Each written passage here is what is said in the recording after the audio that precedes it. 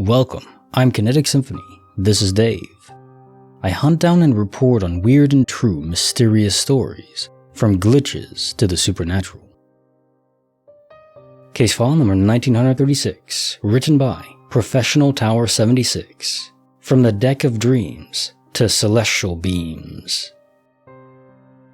I was standing on the deck of a sailboat, stone cold sober, head tilted up towards the heavens, watching both the sail I was trimming and shooting stars in an incredible night sky at about 3 a.m.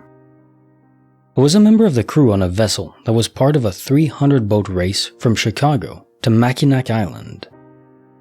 The fastest boats in this 333-mile race finish in around 30 hours, the slowest around 60.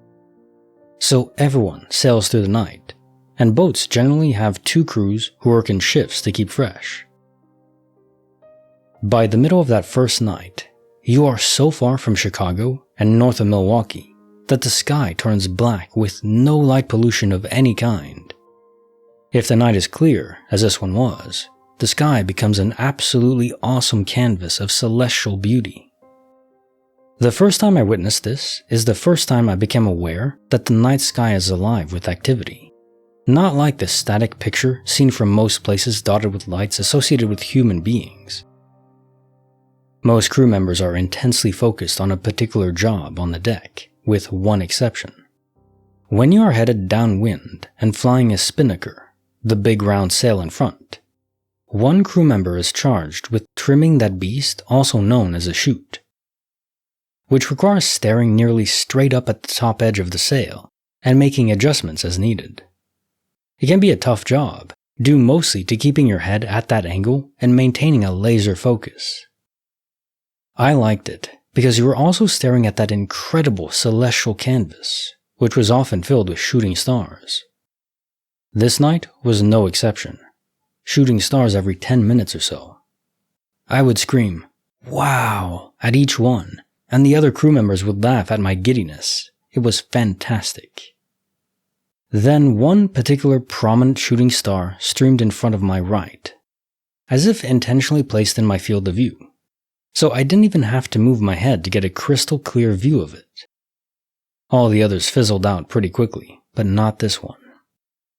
This one came to a sudden stop to the right of the sail edge that had my attention until that moment. I stared in disbelief for a few moments, assumed my laser-focused eyes had somehow played a trick on me. But there was this star, much brighter than those around it, just sitting there after streaking in. As I stared for a few more moments, trying to make sense of this, an equally bright red star suddenly appeared right next to it, like they were almost attached. I flexed my knees a little more, deeply in disbelief, staring, unable to speak. And after a few more moments, the tandem moved together, forming a very big Z pattern in the sky, very quickly, in about a second or two, and then disappeared. I stood for about a minute in stunned silence, deep breathing to regain my composure, and hearing a very strange kind of communication in my head that said, "Relax, it's okay, you're okay, and there's no need to make a big deal about this. You're fine, just keep doing your job." It's hard to explain where this voice came from. It wasn't mine trying to calm myself down. It felt as if it came from the stars, as weird as that sounds. But it worked, and I was super calm after hearing it. I didn't share the story with another crew member until we finished the race the next day, over a hamburger on Mackinac Island. Case file 1936, From the Deck of Dreams to Celestial Beams. Just how you described the night and the absence of light pollution definitely makes me want to get a boat and just sail out into the ocean or a big lake just to experience it. I had experienced something similar with my dad when we went hunting, really far out. The canvas of the stars, the heavens, is magical indeed. If you've never experienced that, being far away from light pollution, boy, you should.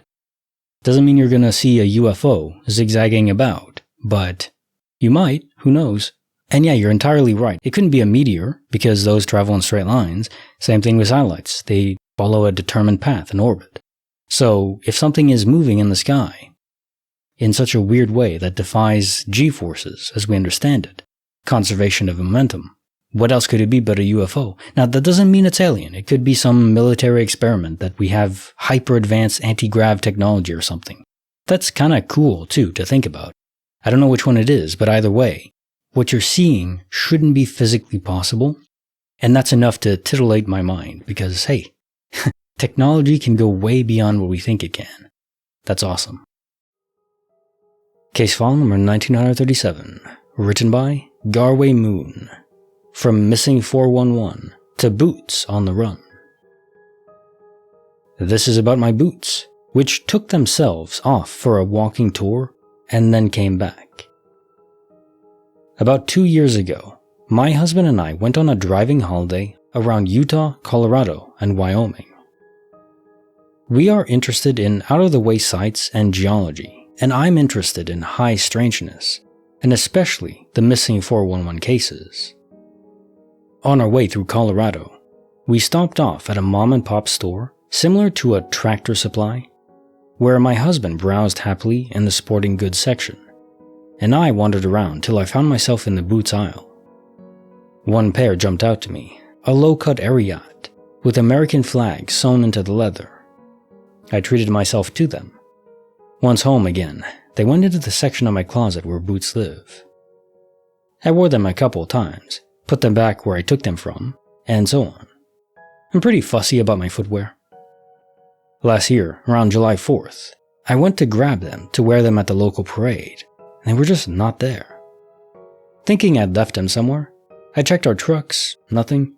Checked all the other house closets, nothing. Really frustrated, I pulled everything out of my closet, looked in all the shoeboxes and all the containers. Still nothing. I gave up at that point. But I never forgot, and it always bugged the hell out of me. Where were they? We recently went to visit friends in the South for a week. I found another pair of boots I liked, and when I went to pay for them, I told my friend and the lady at the desk a brief version of this story, saying, "You wait, I'll buy these, and the others will turn up." We get home from the airport, and it takes me a few days to get around to unpacking my suitcase.